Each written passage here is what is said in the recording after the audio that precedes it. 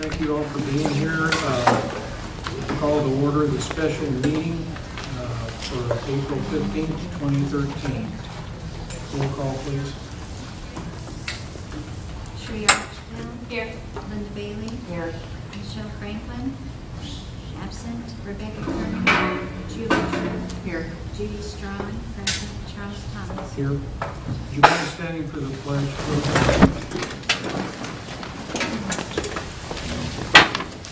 I pledge allegiance to the flag of the United States of America and to the republic for which it stands, one nation, under God, indivisible, with liberty and justice for all.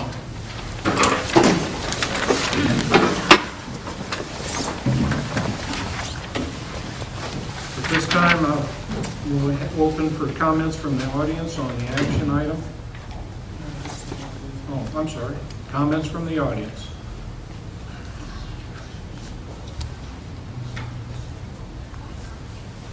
Oh, sorry. My name is Val Reagan, and you have an action item on the agenda. It says motion to employ Shane Aldridge on a per diem basis as acting as interim superintendent. Last time, 2 years ago, when the board had flipped, Mr. Thomas asked that we would make no motions nor vote on them because the board was changing and he didn't think it was fair for the new board coming on. I feel that you should give this new board coming on the same respect that we respected the present board. And also I was wondering, are you going to be paying 2 superintendents at the same time?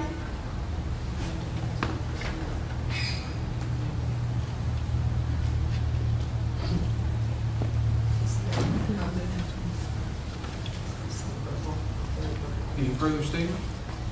Comment? You're not answering the question? Not at that, no. Okay, so are we going to be wasting taxpayers' What is your dollars? address? Pardon? What's your address? 12 Fourth Court, Creve Coeur, Illinois, 61610.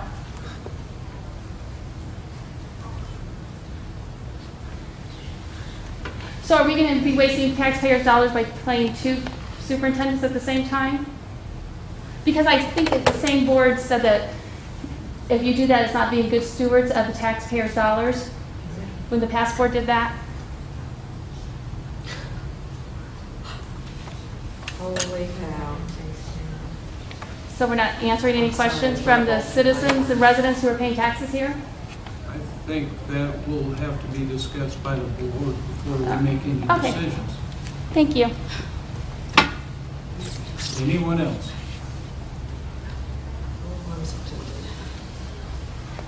Seeing none, I ask for a motion for executive session. Mr. President, I make a motion to enter into executive session for discussion of employment of personnel. Is there a second? I second. Discussion? Roll call. Sheree Archdale. Aye. Linda Bailey. Aye. Rebecca Kern. Aye. Julie Drew. Aye. Judy Strong, yes. Charles Thomas. Aye.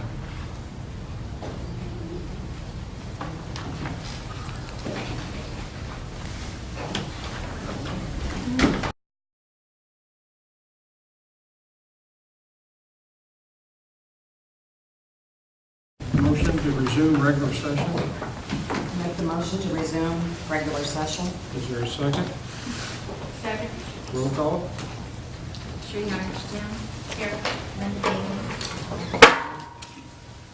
Rebecca Kern. Aye. Julie Drew. Aye. Judy Strong, yes. Charles Thomas. Yes. I need a motion for the employment. I make a motion to employ Shane Aldridge as acting superintendent in the absence of Mrs. Davis at board meetings at the rate of $50 per hour plus mileage. Is there a second? I second. Discussion?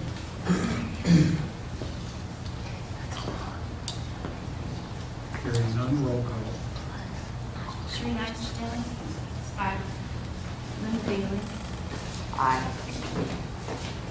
Rebecca Kern. Aye. Julie Drew. Aye. Judy Strong, yes. Charles Thomas. Yes. Thank you. Need a motion for adjournment. Make a motion to adjourn. Second? Second. Roll call. Sri Armstrong. Aye. Linda Bailey. Aye. Rebecca Kern. Aye. Judy True. Judy Strong, yes. Charles Thomas. Yes. But why? Because I guess that. Meeting is adjourned. She just had a-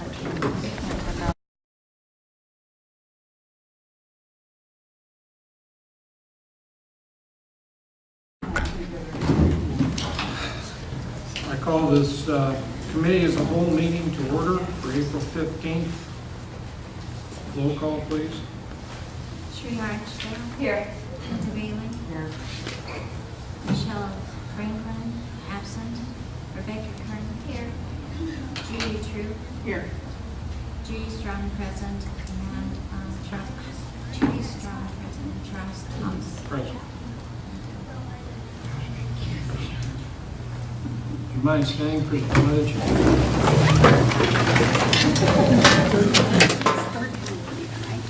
pledge allegiance to the flag of the United States of America and to the republic for which it stands, one nation, under God, indivisible, with liberty and justice for all.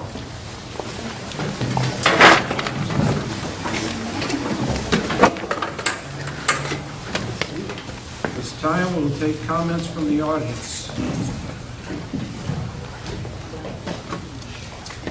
Tammy Bowers, 615 Dempsey Street. I was told that the LaSalle Parent Club audit showed a 5-cent discrepancy. Is this true? And if so, why was this not stated so certain officers could be cleared of any wrongdoing? I have not heard.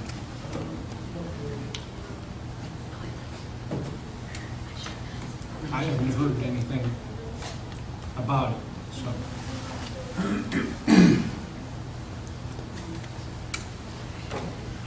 Randy Giddens, 821 South Creve Coeur Avenue. The elections have just ended last week, and I'm glad of that. I'm asking the current board, the current administration, to turn the corner on what's been going on for the last few weeks, several weeks actually. There's been some victims of this election. Some little children's been hurt badly because of this elections, of events that have taken place. What I'm concerned about is like the last board meeting, we had to name all the candidates that's ever FOIA'd this board. I noticed on the list you didn't mention people that were not candidates except for one administrator. There was other people that sent FOIAs to this board and you left their names out. However, you had to include the statement for one of the candidates that she's restricted from school property. I don't know what that had to do with the FOIA information. That same person, instead of sending a certified letter saying you're going to restrict their access to the property, a board member and a superintendent had to go to their driveway, go to them personally, and tell them to their face. And probably the most appropriate thing would have been to send a letter. You're hurting the kids. Not only are you keeping the parent away from the school, but those kids don't get to see their parent, which has participated up until now. The incident that some of you are aware of, where people were standing out in front of those kids' house screaming profanity and everything else at their mother because she's a candidate for this school board. There was no call for any of that. Those children were being hurt. I'm asking this board to put on the next agenda to overrule the decision to keep these candidates away from the school and away from their children. Let them participate at the end of the year. Let's please turn the corner. If the old board doesn't want to do it, when the new board takes a seat, put it on your agenda. When you're seating your president, vice president, secretary, put that on the agenda. Because I was there when this candidate was told back in December, by the end of the week, you can meet with 2 board members to discuss these issues. That meeting still has never taken place. And that's totally unfair to the parent and their children. Last week, we had the incident where someone comes onto the school grounds, driving on the school grounds, not paying attention where they're driving, screaming at people over a parking. What if somebody backed out from there at the sidewalk? She wasn't even paying attention. There could have been an accident there. drove all the way around to where the polls were taking place, went in there screaming at the 6 judges in that polling place and telling them she's going to get them out of there. You know, just waving her arms and everything else, carrying on. She had no business at the polling place at all. She voted much earlier in the day to come there and abusing the authority as a board member, telling, you know, and then coming outside of the building screaming at people. 2 people, there was people inside voting in the booths while all this was taking place. There was 2 people that just pulled up to vote, and she's screaming at them that they shouldn't be there. That's a sitting board member that should know better. And your authority starts and ends at these meetings, and you have no authority over any election judges. But that behavior was totally uncalled for. Please think about the kids. You may not like the candidate, but think about the little kids that's been harmed with all of this stuff going on in front of their house. Thank you. Thank you. Any other? Hearing none. We have the gentleman here, and we're moving into the finance portion. Would you like to introduce him? Ms. Brown is our auditor, and he's going to explain to you the audit at your request and answer the questions that you might have. So we're all right, you should have several documents, the bound ISB annual financial report, and I also handed out a summary sheet which summarizes the information in the annual financial report. I always find it's a little easier to go over 5 pages than 55 pages. So I guess if you have any questions, feel free to stop me at any point, and I will answer whatever questions you may have. I will briefly go over the bound report. This is the annual financial report, which is required to be filed with the Illinois State Board of Education on an annual basis. I'll quickly go through what it's made up of. Page 1 and 2. This is our independent auditor's opinion. This is the only part of this document that belongs to us. The rest of the document belongs to the district. Pages 3 through 18 are what they call the notes to the financial statements. Pages 19 through 22 are various supplemental information that the district has elected to have included in the financial statements. These are not part of the required statements, but they have been in prior year reports, so they're similar to what was in prior years. Basically pages 5 through 22 are considered the ISBE financial statements. It's comprised of a balance sheet, which are your assets, liabilities, and fund equity, and then a statement of revenues and expenses for the year. Page 35 to the end is what we call the single audit report, which is a required report on your federal audits. Your federal money you have you spend over $500,000 in federal money, so you are required under the Single Audit Act to have a separate single audit on the federal money. So that's pretty much the makeup of the annual financial report. If you turn back to page 1 and 2, this is our audit opinion. This is our audit opinion on the financial report. The first paragraph states that we have audited the accompanying financial statements of Creve Coeur School District number 76 as of and for the fiscal year ended June 30th, 2012. These financial statements are the responsibility of the district's management. Our responsibility is to express an opinion on these financial statements based on our audits. The next paragraph tells a little bit about what the audit is. And it says we have conducted our audit in accordance with auditing standards generally accepted in the United States of America and the standards applicable to financial audits contained in government auditing standards issued by the Comptroller General of the United States. These standards require that we plan to perform the audit to obtain reasonable assurance about whether the financial statements are free from material misstatement. An audit includes examining on a test basis evidence supporting the amounts of disclosures in the financial statements. An audit also includes assessing the accounting principles used and significant estimates made by management, as well as evaluating the overall financial statement presentation. We believe that our audit did provide a reasonable basis for expressing an opinion on your financial statements.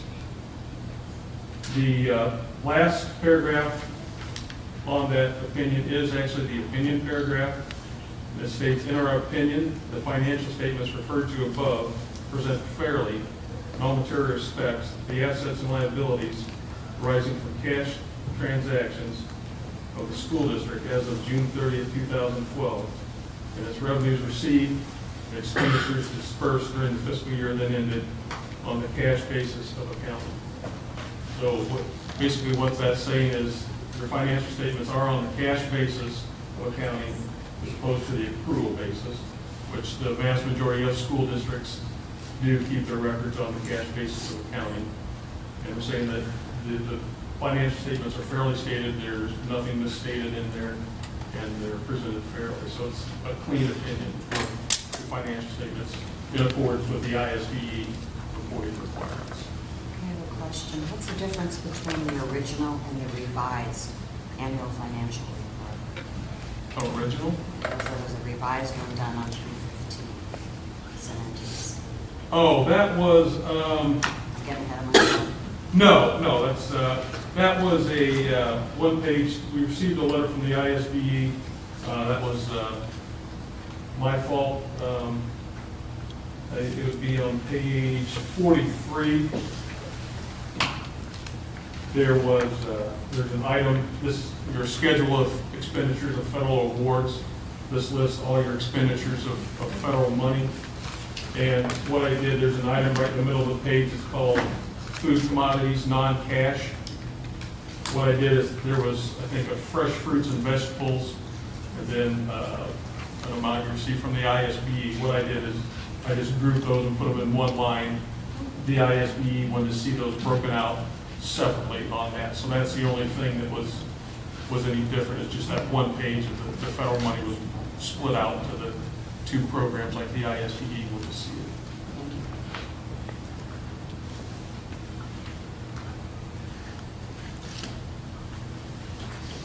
All right, if you go then to the 5-page handout I gave you, I will concentrate most of my comments on this. This is just a summarization of everything that's in here, a more condensed version of what's in the annual financial report. So the first page is your condensed balance sheet. What I have done is taken all your funds and put them together to come up with one total. Kind of lays everything out here on one page.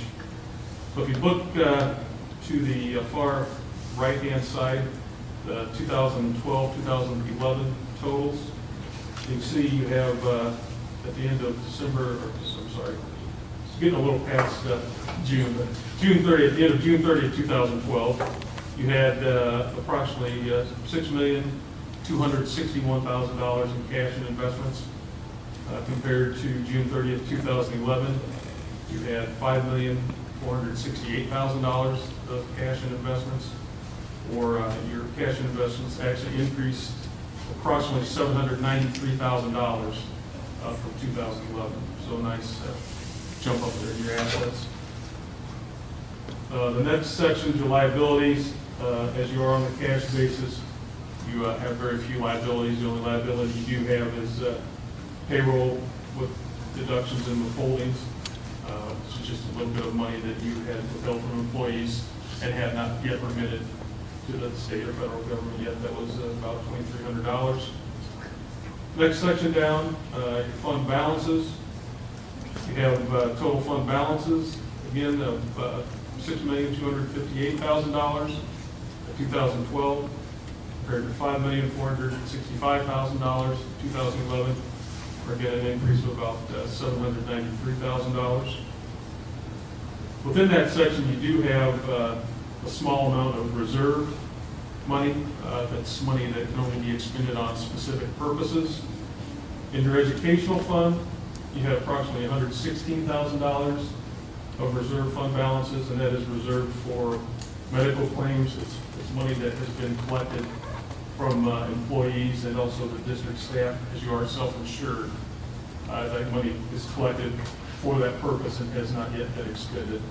It's basically a little buildup of reserve for any medical claims. The other reserve fund balance item is your operation and maintenance fund. It's approximately $212,000, and that was the unexpended portion of a capital development board grant you had received that had not yet expended the whole, and I believe it was a $250,000 grant. And as of June 30th, 2012, you had approximately $212,000 that had not yet been expended. Before you go any further, of that $212,000, is that all capital, or is there interest included in that? I believe that, the best I can recall, I believe it's just the grant money. Okay, that has also been moved over to site construction now, not from what you audited, but in In this year. 2013. And I don't know if I'm, there again, if I'm jumping ahead, I've got all kinds of questions on this construction because I couldn't follow it. There's so many different numbers in the report. So you want to do that later or now? Might as well do it now. Okay. It's on page 17. It says that $212,139 represents excess of revenue received over expenditures paid for the capital development board grant. Oh, so page And then 17 of page the notes. 18, Nope. right, I'm sorry. Hang on. Okay. Can we get to Sure, where you go are? ahead. So it's page 17 of the notes of the financial. 17 and 18 both. It's all talking about the grant, so if you could explain what you can, please. It should be in there. It's the same thing. I think it's still page 17 and 18, isn't it? Right, this is kind of confusing because there's two 17 and 18s. One will look like a statement, the other one is part of the page 17 of the notes, the financial statements. It's note 10, I believe you're talking about the reserve fund balance. We're talking about Yeah. right, yeah, that was what I was just talking about with Okay. the reserve fund balance. That's, you received $250,000, so you expended, in 2012, you expended approximately $38,000 of that, leaving a balance at June 30th of $212,000, which either that must be expended for that purpose or returned to the capital development board for unexpended portion of it. And in the new budget, we moved $219,775 over to site construction. So that may answer Shane's question, I'm not sure. But then you Right, I have, believe that was the same, I think it was just, I guess you're talking about it's not Fund the same 60. amount, I guess is my Right, question. yeah, I'm not aware of what was moved over. Aren't we drawing interest on the money in our accounts though? Would that be the interest of drawing? It's been sitting for 2 years. I don't know that exactly what,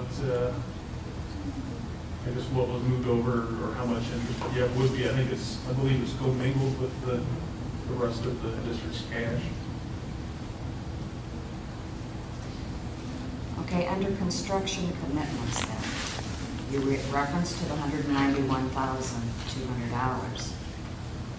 And the contract will be financed from the proceeds of the Capital Development Board grant, which is the energy grant. But that energy grant can't pay for anymore, correct? For what? The energy grant, this was on the construction of, I assume, the Litchfield building and Parkview. All that's finished. Right, But in this, it says the contract will be financed from the proceeds of. So is that a correct statement?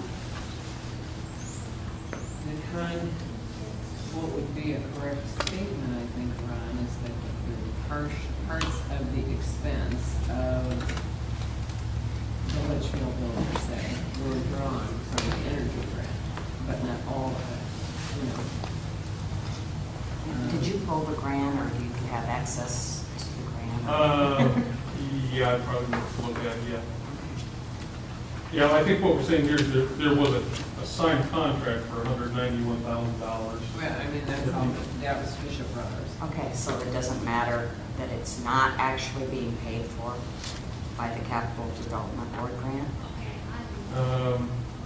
Well, I guess if it's not, then that is an incorrect statement. It's in there. Anything we should be concerned about, or? No, again, that would have been something, that would have been me, I would have put that in there.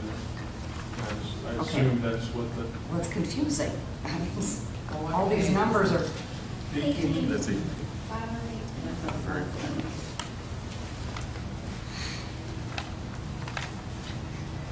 I guess it was my understanding that a portion of that, And you could just amend it to say in part. so it's just a partial. It is in part. 35,000, I think, was paid for by that grant, approximately 35,000. Part of the contract. It's just this, it's just, we have to put in part to be there. Okay, and while we're still on this, not getting off the subject, Mrs. Davis, you said in the September meeting, the board had to talk about sending that back. And we will have to do that. April, you said in April. Because it was misrepresented as having been a grant that was 2 years to commit and 5 years to spend. On my return, I discovered that was not correct. The state site still says that, so. But it's 5 years to construct, so, 2 years. you know, I'm gonna argue with them, but, you know, that's a discussion for another meeting.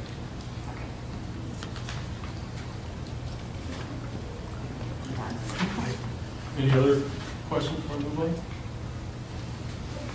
All right, if you flip to the second page, which is the condensed statement of revenues, expenditures, and changes in fund balance.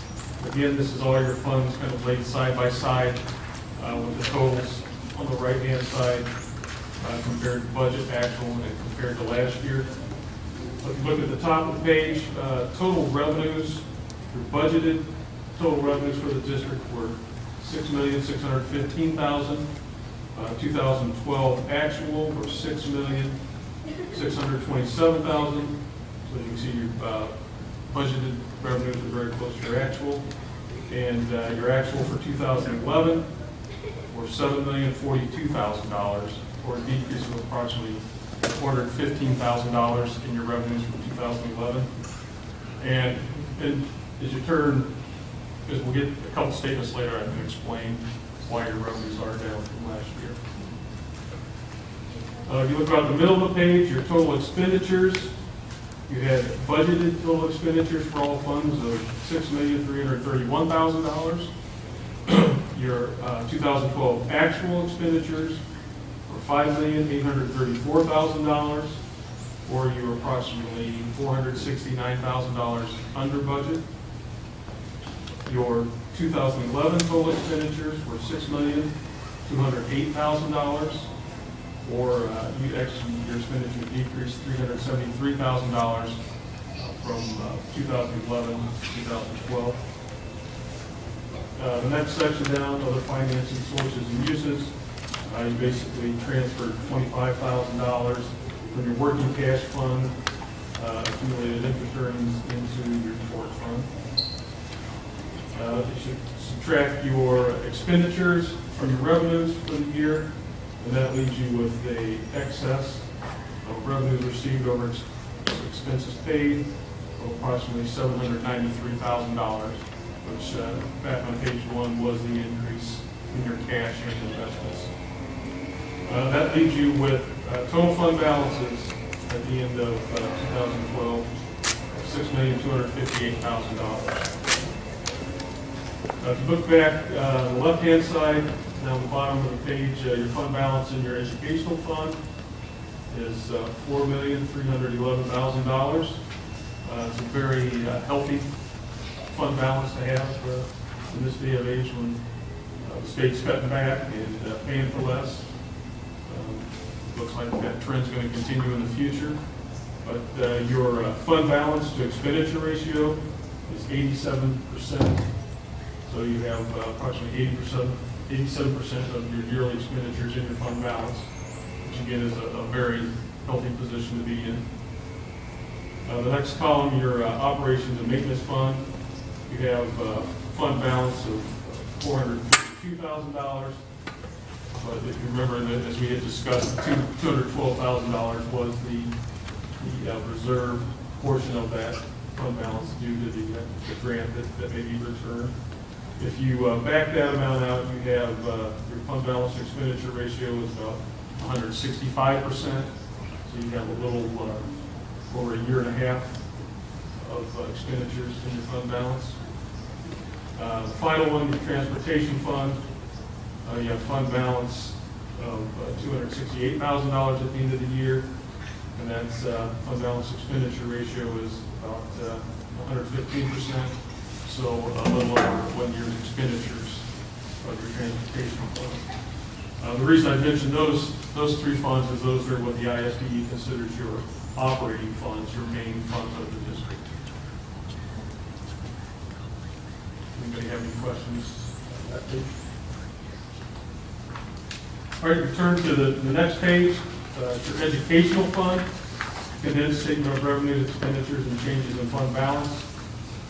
If you look about halfway down the page, your total revenues for the year in only your educational fund, $5,305,000 compared to $5,986,000 in 2011, or a decrease of approximately $680,000 in your revenues. Some of the main items, you look up at the top of the page, your local sources. For both 2012 and 2011, you had total local sources of $1,094,000 for both years, and actually a total difference of $3. I don't know how you did that, but your local revenues were almost exactly what they were in the previous year.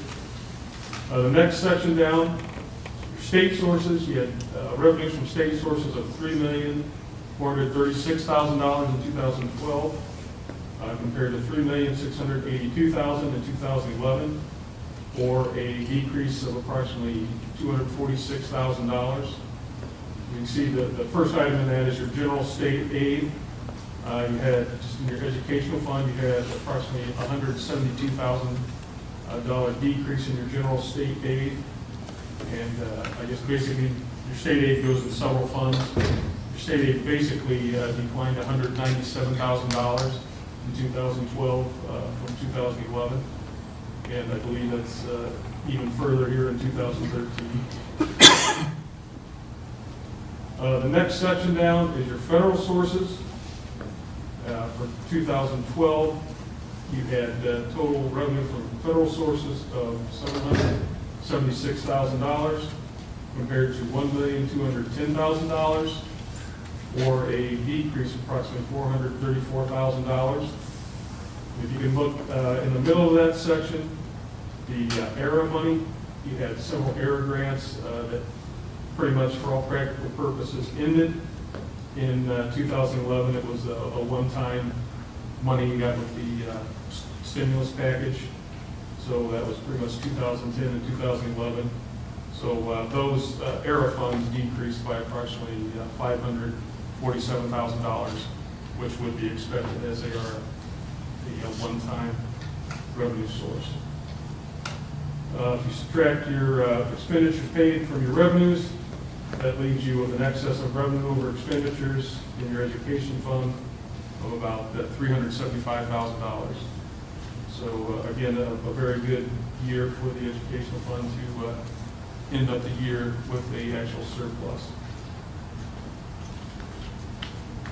Any questions on the educational? You turn to the next page, the operations and maintenance fund. Again, this is the condensed statement of revenues, expenditures, and changes in fund balance. If you look about halfway down the page, you have total revenues in 2012, approximately $384,000, compared to $144,000 in 2011, or an increase of about $240,000 for the year. If you look up the section above that, state sources, you can see the main reason is your Capital Development Board grant. You received that grant in 2012 for approximately $248,000. You look down towards the bottom of the page, total expenditures.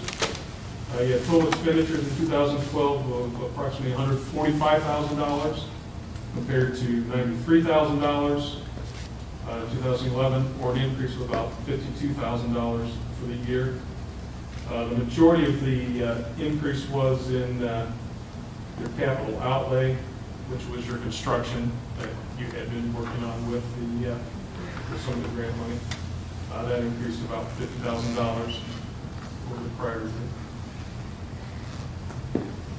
That left you with a excess of revenues over expenditures for the year of approximately $239,000. Again, most of that is due to the grant. You received a one-time grant.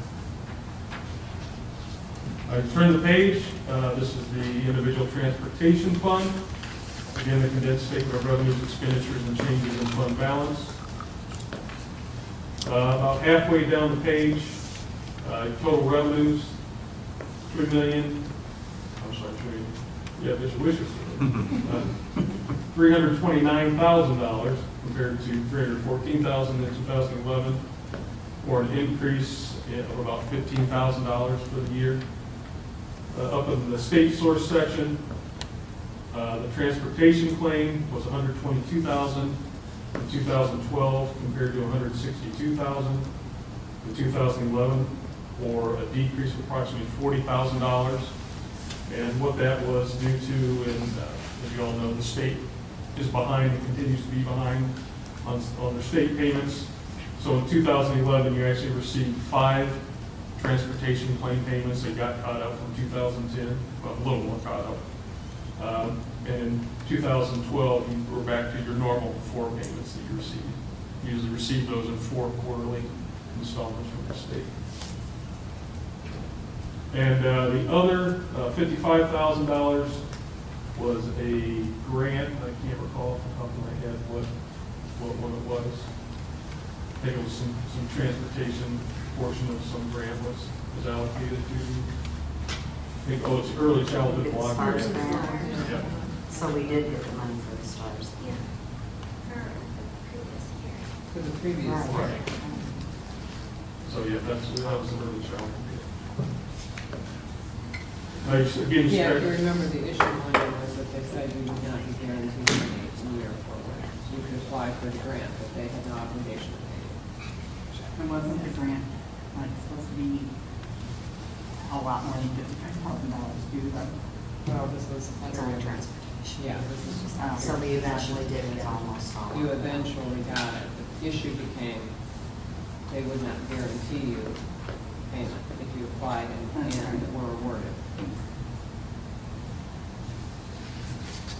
Okay, then that leaves you with an excess of revenue over expenditures for the year in the transportation fund of about $97,000. Flip to the last page then. The only other thing I want to bring up here in the annual financial report, this is your estimated financial profile summary.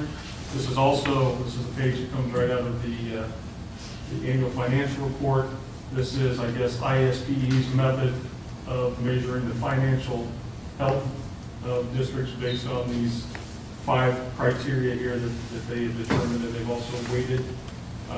Your total profile score was a 4.0 out of a 4.0, so you did receive the highest financial profile score you could receive, and that His designation is recognition. So again, your financial statements are in a very healthy condition. He does a very good job of putting it in. That concludes my my comments on the financial statement. Does anybody have any questions, comments, anything? Something, go ahead. Do you have something to do? I do. Can we jump back to the board? Okay.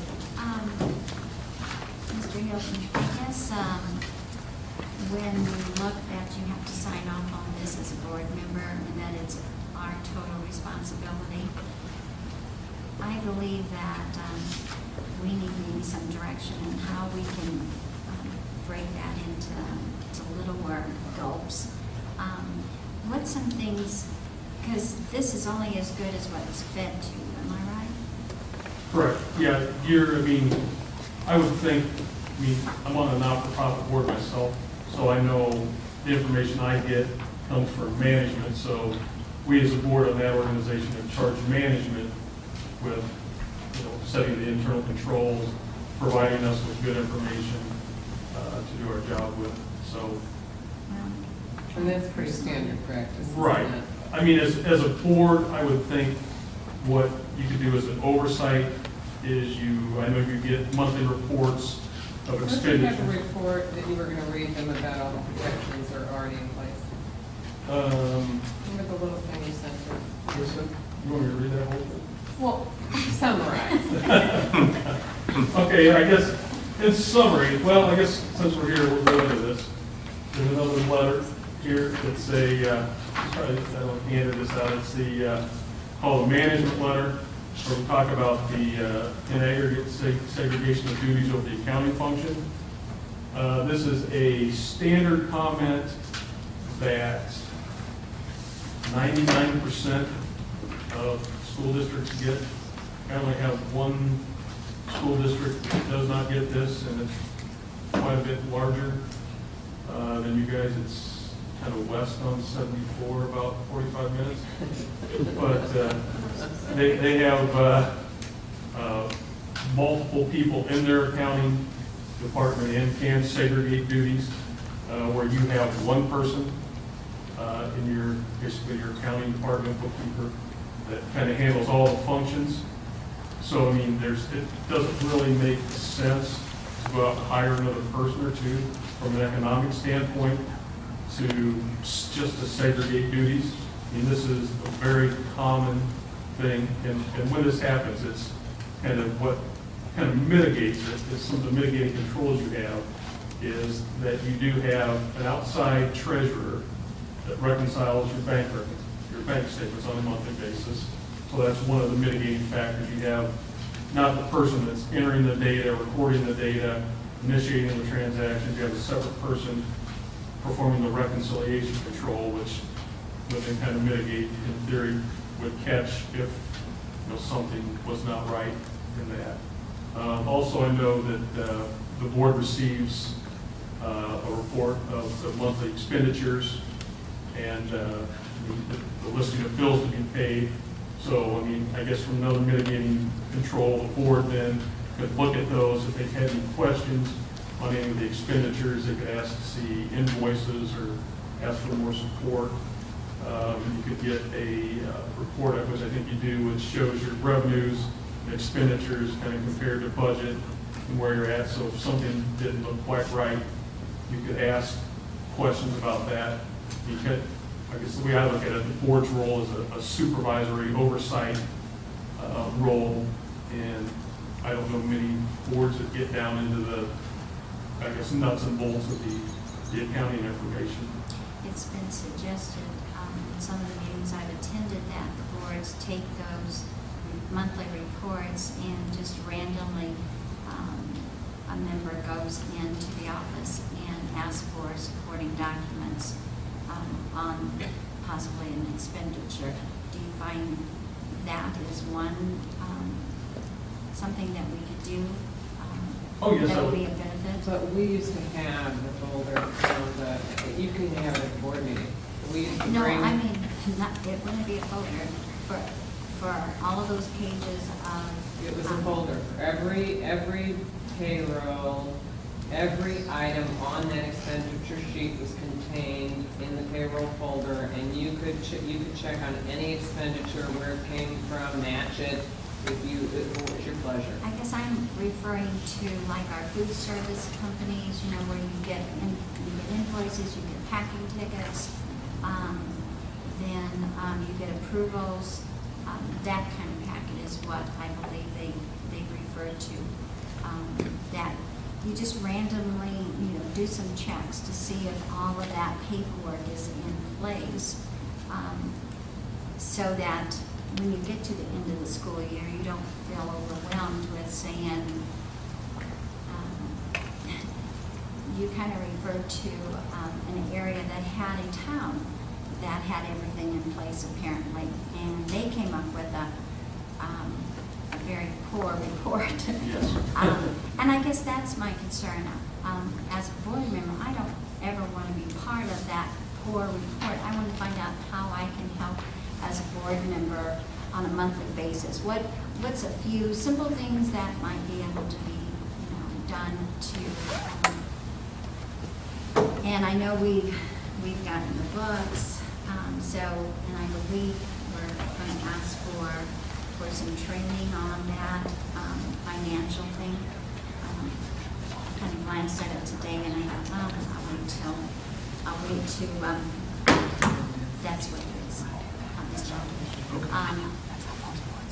There's just such a learning curve, especially in the financial. You know, we're the largest employee in the community. And so there's a huge responsibility as a board member.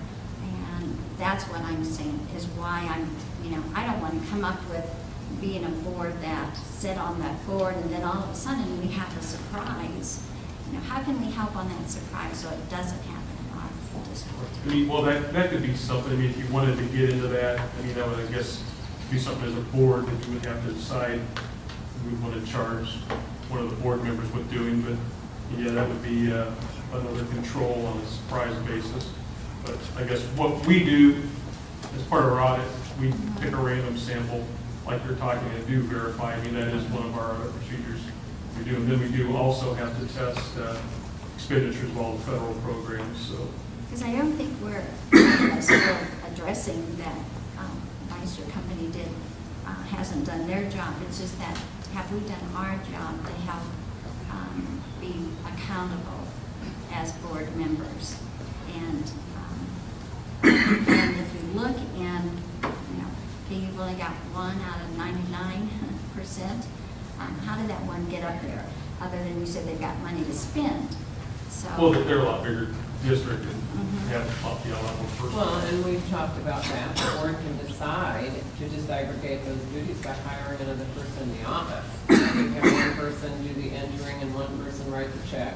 It's just not been financially realistic for 99% of the districts. You know, that particular district is very affluent. Well, and last year we had a real issue with the new treasurer. Months went by and we didn't get a treasurer report, probably 6 months. We really can't talk about it at open session, but there were very many factors, if you remember. Well, Mrs. whatever the Bailey. factors Well, the were. factors were absolutely to respect a private situation that occurred simultaneously with our current treasurer and our auditor. And so to be respectful and private and honor people's private business, we did not disclose, and it is not a law that you have a treasurer's report. It is a courtesy. We've explained all that. There was no error. And a new treasurer came, and I think as Ron can attest, accounting is a language. So like a music is a language. And the bookkeeper and the treasurer had to come in symphony with one another. But it states in this audit that the board does get monthly reports. I was just saying that there were months that went by that we, But it will not occur in the future. It will be highly unlikely that the circumstances that occurred to honor and respect long-term relationships with this district will not occur again. Okay, so you have to take that factor out. The board cannot check on a monthly basis because we might not get a treasurer's report. That's what Linda, you're So saying. maybe That's that's the, an maybe that's the exaggeration. question too. When life happens, how, what's some things in a monthly thing that we could do? When Well, you something could- happened like that, what could we do? You could request monthly reports out of Skyward. I mean, I'm not sure. They kind of get Skyward's that a- with the percentage. Remember the Right. report I showed you? Right. They get a Skyward report. So I'm I not would sure exactly suggest- what. Yeah, I the would treasurer's suggest to you report- that you have transparency beyond, at mean, least the is few this- boards I'm experienced I with. mean, the summary of all your. Mhm. They get the information. summary. They not only get the payments list, they get each line item and expenditure and a percentage of how much has been expended to this point. It is an extremely transparent report. Just holding us responsible, the strong strength that they do. And the only thing we have to do is improve the year in. That's my concern. There's got to be little things in between this one-time approval at the end of the year. And Well, like I said, maybe you this is can, what we're. yeah, you to can get your some month, I mean, you answers. get your month, you can look at your monthly reports, you can ask to, like you said, ask to see invoices, you can look at the budget to actual comparison to see, you say, all right, we're halfway through the year, why did we spend 75% already of our budget in this? I mean, kind of from an overall big picture view. And Mrs. Davis does have a good report on that.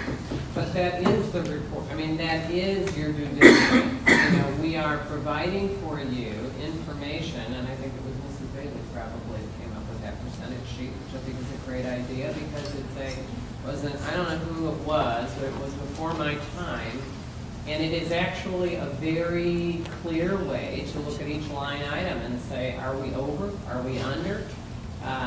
You know, for instance, there's particular board members that have focused on certain areas and have kept us aware of, you know, it was Cherie's hypervigilance about water that showed us that we had a Homewood leak, you know, that we had a leak somewhere. But that's from going line by line and month by month, checking and comparing, and asking questions. And I think that's absolutely the board's responsibility. But we used to have the chart of accounts and invoices at every board meeting. We just quit bringing them. We can bring those back, and people can flip through them. So as another control, there's a couple other controls within the process that, like for payroll, you know, you have a teacher's contract that's approved by the board, so you're approving the salaries, and that's input into the software. I mean, you could, if you wanted, you could go through, have them print out a list and go through everybody's salary and make sure they're, you know, on the right step and lane. Also, I know Mrs. Davis reviews, approves all purchase requests before the items are ordered, or the majority of them, I should say, not all of them. She also goes through after Shelley inputs the invoices payment, she will go through and review it, ask questions, look at invoices on items. So there are, by the time it gets to the board, it has already been through several processes and controls. I mean, sure, I mean, if the board decides they would want to, I guess, get in looking at detailed revenues and expenses, I mean, that would be a decision the board would make. Most boards I've seen have kind of been in an overview type of, and again, it really, you can't really control your revenues to a certain extent. All you can really control is your expenditures. Well, it talks about the lack of being able to hire employees, you know, like your one customer. But it then puts it back on the school board. So perhaps, you know, just some more exploring is what needs to be done. Because I know they do all day guides on seminars on school finance. It's just the heaviest responsibility the school board has, and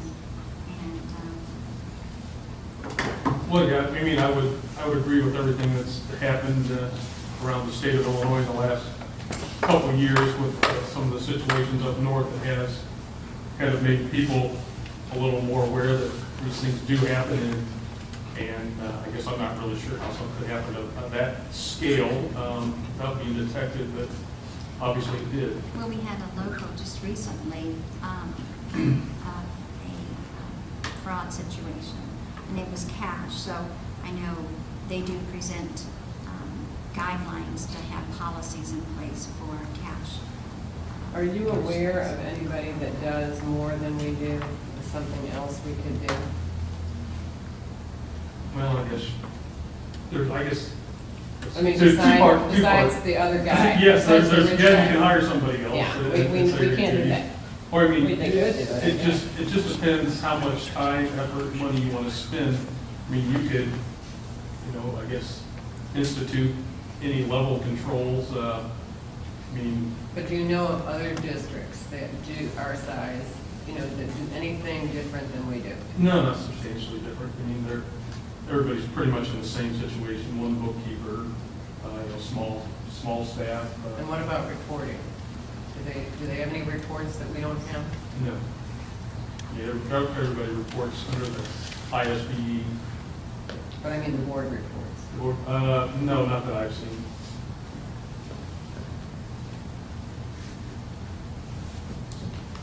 All right, student activity funds, Bauman told us that we should approve those. So that every month they were in our packet, it's subs from the schools. Both schools sent a student activity report. Okay, so we've been approving those lately too, again. What about parent clubs that have our same FEIN number? Are we responsible for that, or? I would say if you're using your FEIN number, yes. I mean, So we should also if you're, yeah, well, that kind of sets a whole different situation. I mean, if it was me and they were using my number, I would want total control of it. I want to be part of, if I'm attesting to it, And then that's I the want to know problem, what's going in see? and what's going out. I mean, that's Well, just, if it is, then we should have. Well, and that's the problem. In the past, money is raised in the name of the district, and the district had very little control or say, or, and that's what Ron's saying. That's why we're recommending that they get their own, the parent group get their own EIN number, and there's a process taking place now, because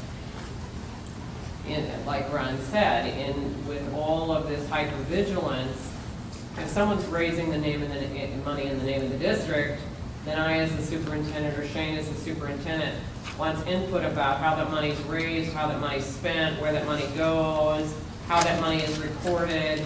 And in the past, it's been softly sheltered. It's an unwritten agreement, and they sort of raise money, and we sort of have some say, but really not. And so it's got to be one way or the other.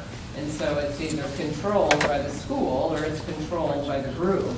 And the recommendation that they're giving now is for this group to have its own EIN number and raise money separately. I mean, certainly there's bylaws, and in the name, when you raise money in the name, and I think Ron will tell you this, whether it's a nonprofit, a school, when you raise money in the name of an agency or organization, you have a responsibility to that organization. It's not, unless you want to go raise the Linda Bailey Foundation, then you can spend money as you choose. If you raise money in the name of Creve Coeur, there are certain attachments to that fundraising. But an EIN number would make their accounting so that we are not liable for an error. Right now, we are. I would say, yeah, I mean, it would have. And have always been. I mean, it's also the appearance of something were to happen with this money that the district really has no control over. It could be a black eye for the district. Well, and more than a black eye. I mean, so that any notion of impropriety required us legally.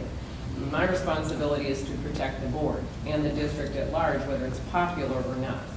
So when the introduction came up that we were exposed, it was my responsibility to come to the board, and that was the time that the decision was made to reform a district group and begin to look at financing, not to cast aspersions on anyone particularly, but to limit the district's exposure. I'm And then just asking about now. and so EIN, so the next, yes, we've asked Okay. Ron, and he agrees. Most auditors that I have contacted and CPAs have said the best practice is to develop to get your own EIN and separate the funds from the district. Okay, next question is page 8, custodial credit risk. So that'd be page 8 of the financial, of the notes of the financial statement. Yep, right here. Yes. Okay, last year in the audit, we had where we weren't covered. I mean, that's what he stated. It was a mistake. It was a mistake. The statement was a mistake. We have never not been covered. We have never not been, since I've been superintendent, we have never been exposed to a risk. And then what do we do to fix that? Because it's, So if you amend it, because we have never been exposed, I have talked to Jim Mamer on numbers of occasions. It is the language that they delivered. Our money is protected, and there are many ways to protect those funds. And we have received a letter, it's in the file, we've talked to the bank president. There is no exposure, there never has been. There was a small amount of money. They, when it was brought up, it said simply they corrected that error and made sure that we were completely covered. So Mr. Hilton just didn't receive that letter, because I remember that letter. Remember the, Well, this, I think you're talking about 2011, correct? right? Yeah, I wasn't the auditor. No, that was. Bauman and so. well, can we get him to explain why he thought we weren't insured? I mean, it says uninsured, category 1, 2, 3, and 4. We can probably get the bank president to explain the way they insure money.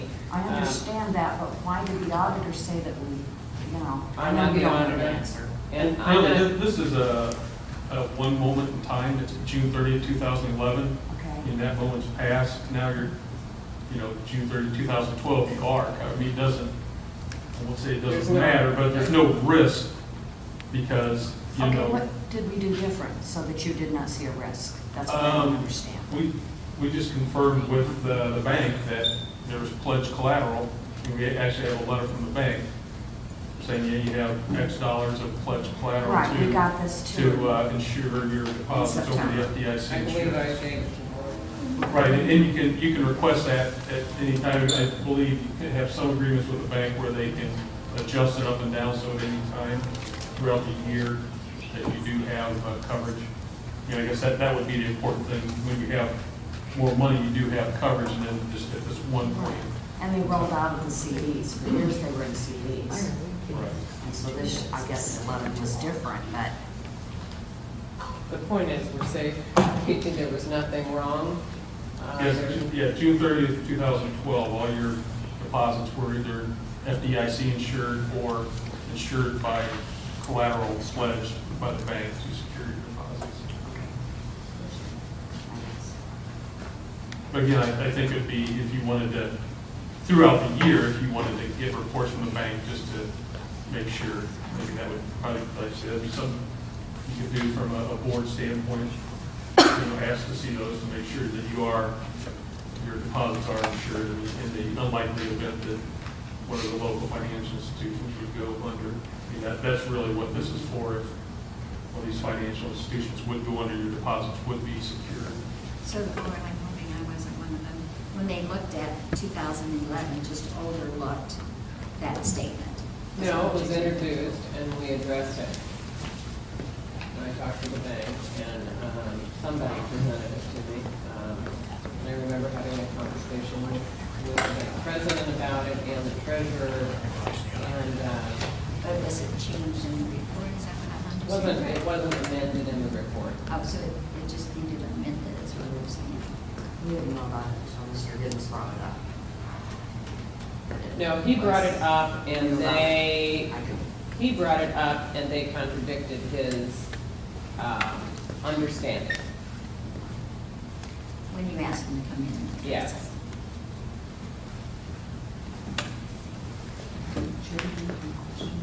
No? I don't think so. Page 39. You make the statement, our opinion was, It's back in the very back single audit. was adverse because. Could you explain that? Exactly what you mean by that? I get the, I'm in the back, Right, but the- internal control, schedule of expenditures.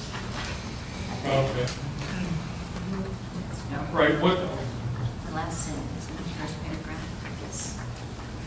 right, if you, I guess if you want to, we also say that, I guess, there's two different, I guess what this is saying is, in accordance with generally accepted accounting principles, this report is not shown to be in compliance with how you have to show that for governmental accounting. This is a regulatory basis report.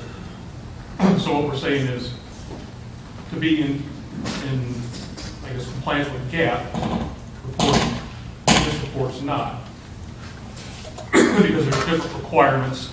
Okay. I mean, we can issue one, but that's more work, and, I mean, again, only one school that I know of issues a GAAP report in addition to this ISB report. So what it's saying, it's just not in accordance with that reporting, but the ISB reporting, it's, That we don't have to. right, yep, it's And when totally we all right. use that we're the internal control, see why we get a little bit hyper? Okay, page 49. The recommendation.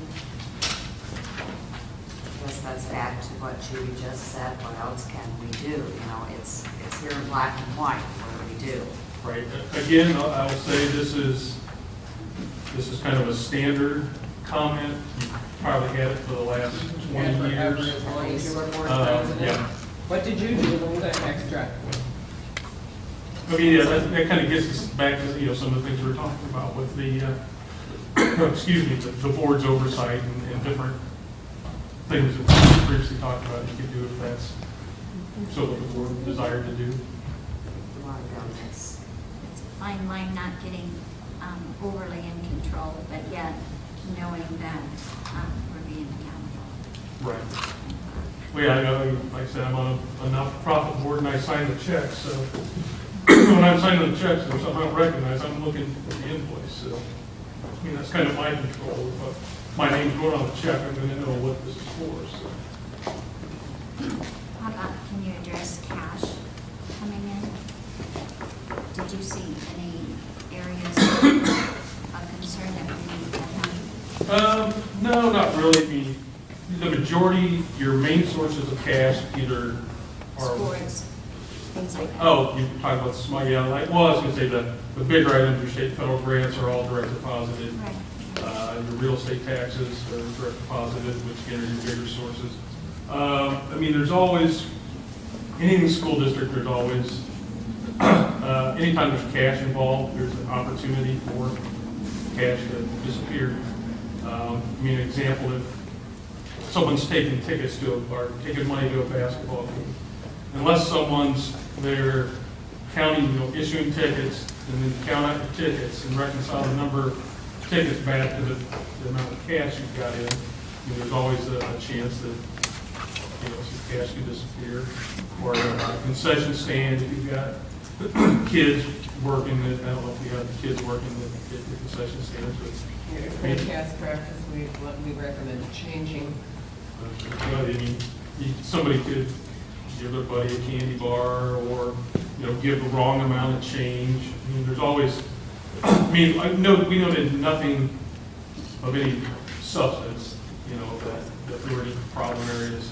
I mean, anytime you've got cash like that, fundraisers, you know, activity funds are notorious for having problems with cash disappearing or not everything getting. Having different people count the tickets, having different people count the money, having different people, and those probably are all volunteers, having different people take it to the bank, those kind of things I think is what IASB suggests. Right, I mean, I think that was kind of the problem that you talked about with a recent local, so those monies weren't hitting the bank, so. Mrs. Bailey put out some good reports on some of our funds, and it just looks like we need to give protection to those that are helping, and then also be thrifty on making sure that our funds are able to. Right. Yeah, it's kind of a delicate balance. You don't, you know, to weigh the benefit cost of doing something. You don't want to go overboard and make your volunteers jump through 20 hoops and to do something. But again, you do want to protect yourself on the other side that something doesn't possibly happen. Yeah, and them. And so they suggest having in such economic times of being drastic to start pulling in some of those little things. It's nothing compared to the big amounts that you're talking about. Right. And of course, we do have protection on those deposits, but thank you. Okay, it says due to the small size, I'm on page 50 now. Okay. It was, due to the small size of the district has not made it practical to send district officials or other personnel to training classes to update them on ongoing changes and complexity of general accepted accounting principles. What can we do? I mean, Well, Training. Again, this It's the is- thing this- that we fought you on, remember, Yes. Linda? Training. several years back, there came an auditing standard out that if the entity that's being audited doesn't prepare their own financial statements, it's an internal control weakness. So that's basically what that is saying is, if someone within the district can't prepare this annual financial report, know what all the required notes and everything are, then you get this comment, which has been standard. I mean, 100% of the school districts I do have you do this, even the ones that the one that doesn't have the internal control problem, they get this comment because they don't prepare their own financial statements. So it's just kind of a general comment. So. Well, it sounds kind of contradictory. Then you're not letting more people have eyes to find fault. You're having the same person that does everything in the office. Is that what you're saying? On this? Well, no, I mean, you could send somebody that has them trained to prepare this, but this Oh, no, is, the again, training we're talking about is just understanding of vocabulary, language, and categories. You know, if you want to go be a CPA, I mean, that's No, why you pay somebody. I'm thinking he's saying that the person that's doing the inside stuff, our bookkeeper, should be the one getting trained so she can do an inside audit too. oh, no, not doing inside audit, no. No. No, just prepare this document for the ISB. I mean, that's what this comment is saying. Okay, it's just one little document. Right, what you do one time a year, so. And we don't do that. Right, nor does any school district I've ever audited in 25 years, so. Like, it's just something that came in about 5-6 years ago with a new audit standard in response to the enrollment. page 54, what are needed qualifications? We can go on the same thing. What page number? 54, it talks about the district does not currently have qualified person to perform. Is that the same thing Yes. we're talking about? Yep. This is just the corrective action plan to this finding. Right? It's just again, tied into this. As part of the single audit, you're required to have a corrective action plan for each finding, and then you're also required to have excuse me, a summary of prior year findings. Again, all kind of tied into the same thing. So just you repeat it about 3 different times back here. Same thing. Yeah, it's the federal government, so it requires that. The only other question I have, and I'm not sure it goes to you, I'm not sure if it goes to you, it's that TIF money. Remember the TIF money that we got back? I'm still wondering, You mean to help us balance our budget? we got that it all went into O&M. I'm still wondering if that You did shouldn't that be to balance prorated. your, no, it does not have to be prorated, we checked that. Linda's concern is that when TIF money, and maybe don't speak to this often enough, but I would imagine, the TIF money comes in, it's not prorated according to the levy. It can go in any fund. We checked with Guy Cahill prior to our placement, and it was ordered to balance the budget, because you receive the money in one year in a grant, you spend it in another. So the only way to balance the budget, the way the budget was balanced, was to make that transition to O&M. Does that make sense to you? Yeah. Yeah. So was that in 2013? Is It that? will be in this year's. So that's right. Yeah. But the TIF had expired, so they sat with our money for 2 years. Then they decided to give everybody, the local, library, us, our money. So to me, why wouldn't it be prorated? How could you just put it into one account? We put it into the I account know to you did. balance the budget, but, which is in your best interest.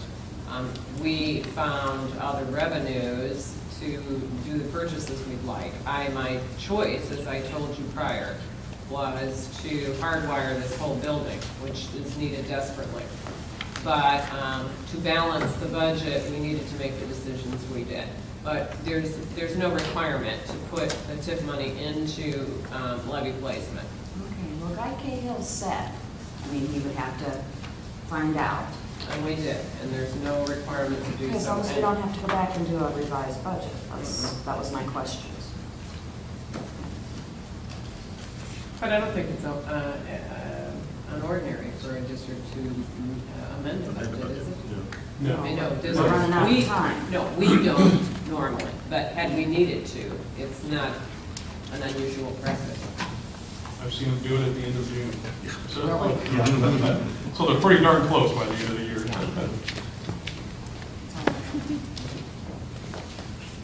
Done. Are you? All right. Anyone else? Oh, I appreciate it. If anybody has any questions anytime, feel free to call me. You did a great job. We really appreciate you coming out. Thanks for having me. Appreciate the opportunity to work with you. You cleared a lot of things up. Appreciate that. Thanks. Okay, well, No, we'll put that on the next meeting. Not prepared to do that. That's that last minute stuff. need a motion to adjourn. Make a motion to adjourn. Is there a second? Thank you. Roll call. Shane Armstrong. Aye. Linda Bailey. Rebecca Kern. Julie Turner. Judy Strong. Charles Thomas. Aye. Meeting is adjourned.